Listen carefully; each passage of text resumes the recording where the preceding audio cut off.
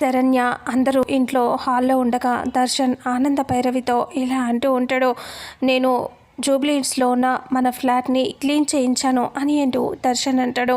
అక్కడ చేయించాల్సిన అవసరం ఏముంది నాన్న అని ఆనంద భైరవి అంటుంది. అలా అనేసరికి దర్శన్ ఇలా అంటాడు, శరణ్య నేను అక్కడికి వెళ్ళిపోదాం అనుకుంటున్నాం అని అంటూ చెప్తాడు. చెప్పేసరికి ఒక్కసారిగా శరణ్య ఆనంద అందరూ షాక్ అవుతారు. అందరూ ఇక్కడే ఉండగా మీరిద్దరు మాత్రం అక్కడెందుకు ఉంటారు నాన్న, వద్దు ఇక్కడే ఉండండి అని ఆనంద అంటుంది. దర్శన్ కోపంగా ఇలా అంటాడు, నేను ఇప్పుడు మీరు చెప్తే వినటానికి లేదు, నేను ఉండాలి అంటే శరణ్యతో ఉండాలి అంటే అక్కడే ఉంటాను, తనతో నన్ను అక్కడికి పంపించేసేయండి, నేను ఆల్రెడీ ఫ్లాట్ని క్లీన్ చేయించాను అందుకే అక్కడికి వెళ్ళిపోతాం అని అంటూ చెప్పగానే ఒక్కసారిగా ఆలోచిస్తూ అందరూ షాకింగ్గా టెన్షన్ ఉంటారు.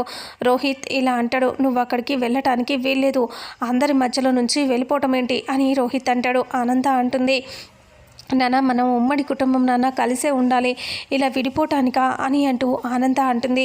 నాకు ఇక్కడ బాగాలేదని చెప్తున్నాను కదా, నేను ఇక్కడ ఉండలేను, నేను సపరేట్గా అక్కడ ఫ్లాట్లో ఉంటాను అని అంటూ చెప్తాడు దర్శన్. చెప్తే లేదు మేము వెళ్ళటానికి వీల్లేదు అని రోహిత్ అంటాడు.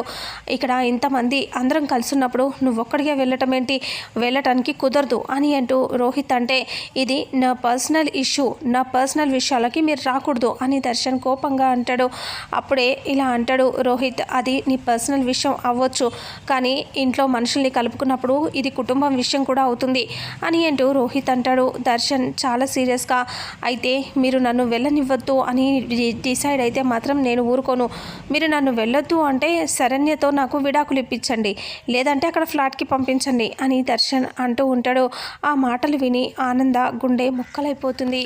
శరణ్య ఏడవటం మొదలు పెడుతుంది. శరణ్య చాలా ఏడుస్తూ ఉంటుంది. అనన్య దర్శన్ అలా మాట్లాడుతూ ఉండటం చూసి చాలా సంతోషపడుతూ నవ్వుతూ చూస్తూ ఉంటుంది అనన్య.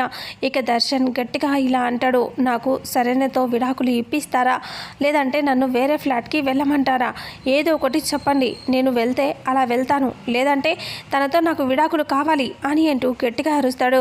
అలా అరవటంతో శరణ్య చాలా ఏడుస్తూ ఉంటుంది. ఇక ఆనంద ఏమో బాధపడుతూ కన్నీళ్లు పెట్టుకొని చూస్తూ ఉంటుంది.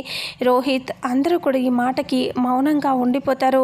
ఇక దర్శన్ అంత మొండిగా వేరే ఫ్లాట్కి వెళ్ళిపోతానని అక్కడికి వెళ్ళాక శరణ్యని బాధలు పెట్టాలనుకుంటాడా, లేదంటే ఇంకా సమీరని తెచ్చిపెట్టుకోవాలి అనుకుంటాడా, అసలు ఏం జరుగుతుంది అనేది రాబోయే నెక్స్ట్ ఫుల్ ఎపిసోడ్లో తెలుసుకుందాం.